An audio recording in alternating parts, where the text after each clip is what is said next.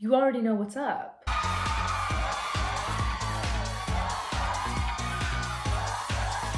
Hi guys, welcome back to my channel. Today I'm going to be discussing all the reasons why I believe Elaine and Azriel are ending up together in the next ACOTAR book. I truly believe that her book is going to be next in the series, and of course I believe that her and Azriel are meant to be. Sarah, put us out of our misery. Please, please, please.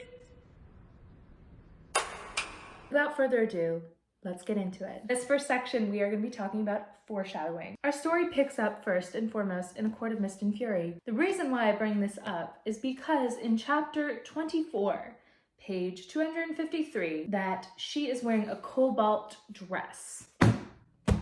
What is the color of Azriel's siphons? Cobalt blue. That's suspicious. That's weird. Could this be nothing? Yes, but also I think it is something. How is it that the very first interaction that these two characters have, he has cobalt blue siphons and she's wearing the exact same shade in a dress? The power that has, the intelligence that has, the clearance that has. Next thing I want to discuss is Rose Hall. We learn about Rose Hall in A Court of Frost and Starlight. Rose Hall is Azriel's home, or at least Azriel's mother's home. Elaine loves to garden and she loves florals. Now, before everyone says this is a reach and a half, I would also argue that there are people on TikTok and booktok who are shipping Elaine with Tamlin simply because he's from the spring court and he has flowers in his garden. So I think I'm allowed to discuss that just because she likes flowers and Azriel has a place called Rose Hall. Yeah, I think I'm gonna speculate on the foreshadowing a bit. The tea is exceptionally good today.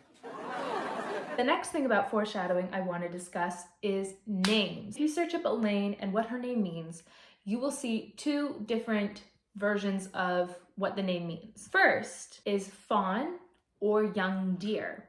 Another one, thank you.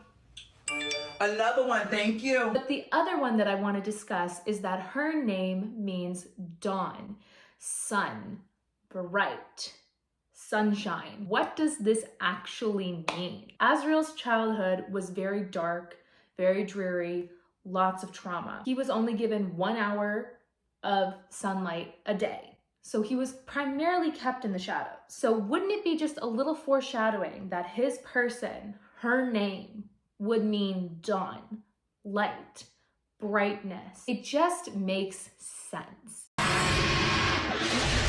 Period. Moving into the next section, we are going to be discussing this baddie. Colombia! In this book, it is a scene. It is also documented in the coloring book, the scene of Azriel giving Elaine Truthteller. I think it would be also important to note that Elaine has zero training, and this man says, take this dagger. It is also important to note that it is highlighted in this interaction that Rhysand and Cassian are floored because he has not allowed anyone in 500 years to touch that dagger. And then some beautiful girl shows up and Azriel's like, you can have it. For him to extend that dagger and give that to her and say, use this, this is going to keep you safe, this is going to help you today. Truthteller, and the fact that it's on the front of the cover and it's pink, which is often associated with Elaine because she's very feminine, very floral, very girly. It just makes sense. The last section I want to discuss, the tropes that would just make sense. It would just make sense for Elriel to happen with the tropes that are on a silver platter for us. Spectacular, give me 14 of them right now. First up on the menu, Grumpy Sunshine. And I don't want to hear it. People will say all the time, oh, no, I don't want Elaine and Azriel. You guys will literally pick up a book that says Grumpy Sunshine. If I mention it's just simply Grumpy Sunshine. There is something so good about a Grumpy Sunshine plotline, and the fact that we would get that with Azriel and Elaine.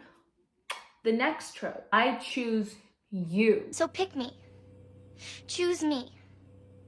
Love me. Sarah J. Maas's books have always had like a fated mate trope. That is such a fun plotline and I enjoy it immensely. Don't get it twisted. The thing is, it would be so beautiful to see someone go against the mating bond and say, no. No, thank you. No, thank you. No, thank you. Despite what fate has decided, despite all these things, I'm choosing you. And that is such a beautiful story, and I want to read that story. The next trope we have is spy duo. I would love to see a spy duo for Elriel. Lane has been picking up secret keeping. This is mentioned by Feyre in, I think, ACOTAR, and as well, she has gotten really good at moving super quietly, that she even shocks Feyre, Nesta, Cassian on a couple of occasions. I think this would be interesting to see Elaine's story expand and see her grow as a character, to be able to go and say, like, I want to go like do this thing and risk my life and like go on a mission. I just think it would be so great for us to have a book about Elaine and Azriel falling in love, the girl who never had a choice and the man who was never chosen. That was so powerful. These are just a few of the reasons why I believe Elaine and Azriel will end up together. If you guys want me to make a part 2 of other reasons why I think they would work well together and clues from the books, I'm more than happy to do that. Let me know in the comments. If you guys don't know, I have a TikTok account. You can go check me out there at starlight_books.